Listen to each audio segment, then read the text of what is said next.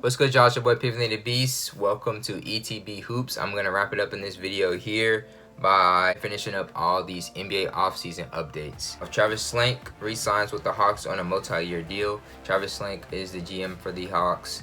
Has done really well these past couple years, getting us Trae Young, Cam Reddish, Zion Williamson, Cam Reddish, DeAndre Hunter, Kevin Huerter, etc., etc., etc. But John Collins, etc. You know, he's just done really well for the Hawks organization. I really like the move he's making. He's taking risks. He's taking risks that we needed instead of taking the safe pick all the time. This is the reason why we didn't draft Chris Paul and we got Marvin Williams. This is the reason why, you know, we messed up all these years before, but I really like how we're going, taking risks. This is what you need to do in the NBA. You know, take a risk on, you know, high risk, high reward. That's what's gonna make it happen. If they turn out not to work, you know, you just keep moving, you keep trying, but you know, you don't always take the safe pick all the time, and that's what I really respect about Mr. Slank.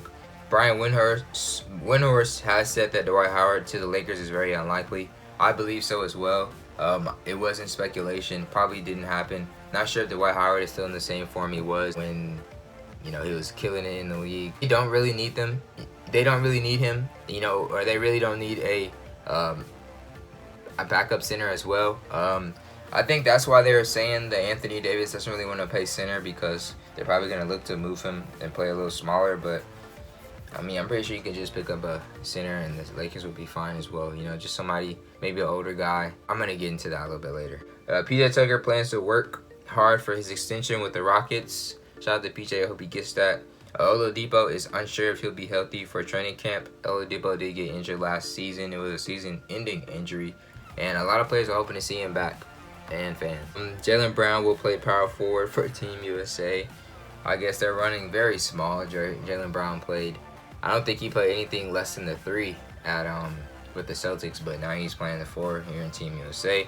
Mike Scott sees the Nets and Bucks as potential contenders who could challenge the 76ers come playoff time. Of course, always shots at the Boston Celtics when it comes to 76ers players.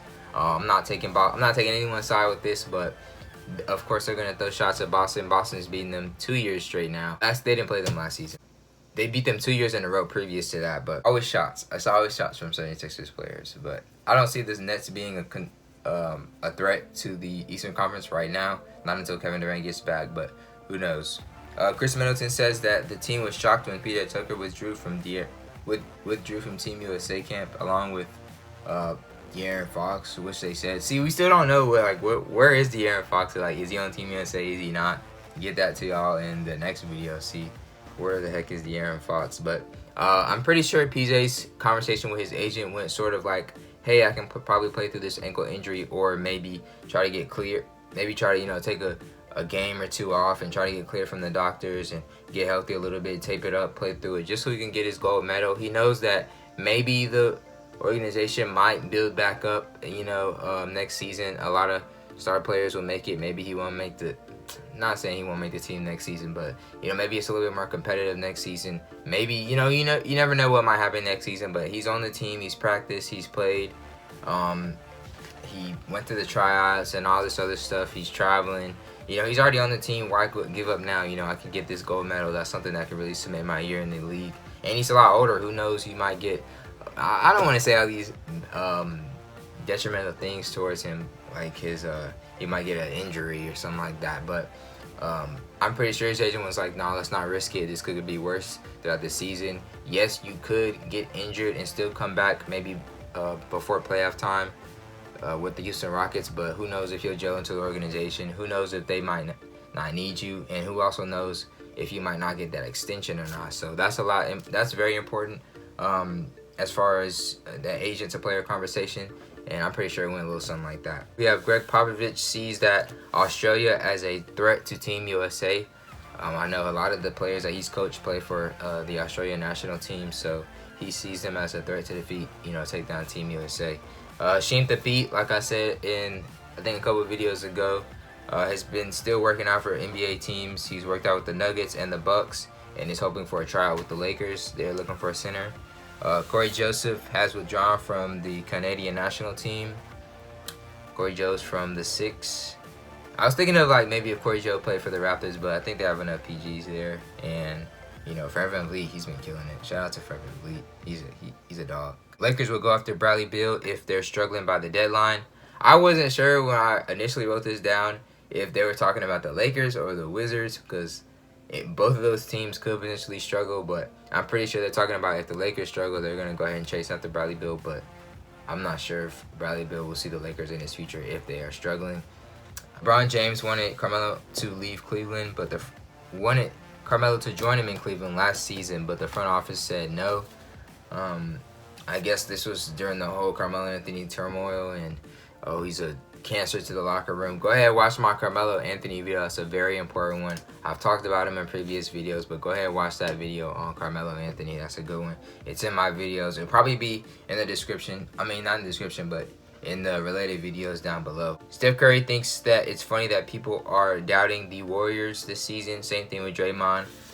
There's a lot of people not believing in what the Warriors are going to do this upcoming season, saying they won't make the playoffs, won't be as strong as they used to be. But this is the same Warriors team that went 72-10, so 73-9. So let's not sleep on them boys. Bradley Beal is unsure to resign with the Washington Wizards and his long-term future with them. Steve Kerr hopes that Shaun Livingston is involved with the Warriors somehow once he retires. Shaun Livingston does seem like a player that could be a coach or someone on staff within an organization. Bradley Beal would seriously consider signing with Miami if he makes it to the 2021 free agency class. So he does. There is some speculation of him leaving, wanting to go to a new organization in next year's. Well, actually, I think that's 2 years from now. Yeah, that's 2 years from now. Free agency class. So maybe he'll stick it out for maybe 2 years with the Washington Wizards just to show his loyalty to the organization. But we actually don't know.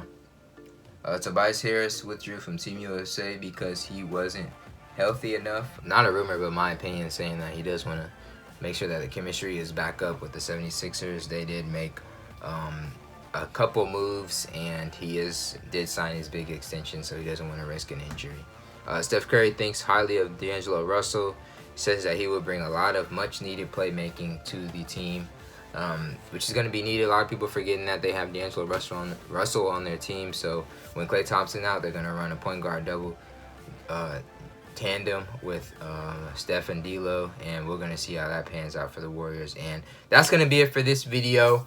That's going to be it for the NBA offseason updates right now. Probably going to come back to them whenever some new news comes out. Make sure you like, comment, subscribe, hit that bell for post notifications. Follow me on Instagram, Facebook, and Twitter. All going to be in the description down below. And peace. I'm going to see y'all in the next one.